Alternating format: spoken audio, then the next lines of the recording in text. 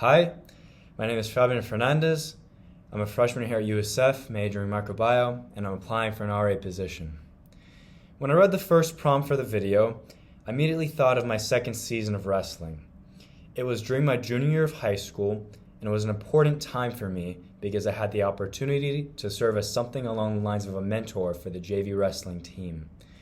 I was not quite good enough to take the full step to varsity at this point, and my coach decided I'd be able to make my wrestling more fluent by teaching others, as he often expressed his belief that teaching someone else something is the best way to learn it better. Wrestling with these JV kids allowed me to work on many skills, especially patience and clear communication. Some kids who were new to wrestling would take a while to learn techniques, because many came in with little to no body control. So as their partner, it was my responsibility to explain to them how to execute certain moves in a detailed yet time-efficient manner. Most importantly though, I made it a point to not show any annoyance with their learning speed, because that was something which really messed with my confidence when I started learning how to wrestle a year prior. This was not the easiest, because I also had to make sure I was catching their mistakes immediately and getting them to stop making these mistakes before they became a habit. This process pushed me to sharpen my communication skills over the next few months, as their mistakes would reflect on my ability to do just that, communicate. As an RA, I know that clearly communicating what I expect from my residents and also being patient with them when they need my support would be vital to maintaining a positive atmosphere in our living space.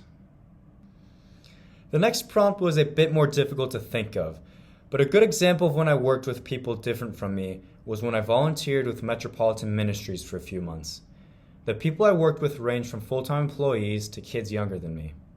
While working with employees in the kitchen was straightforward enough, in that I just had to follow directions, working with groups of other volunteers sometimes got messy, especially with food preparation, as they all had varying levels of whether or not they really wanted to be there volunteering in the first place.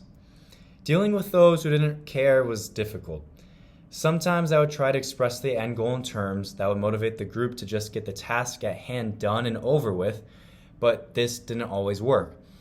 In the end, the most effective strategy I found was simply doing the work expected of me, and usually those who did not wish to contribute would slowly join in with the people who were doing their job.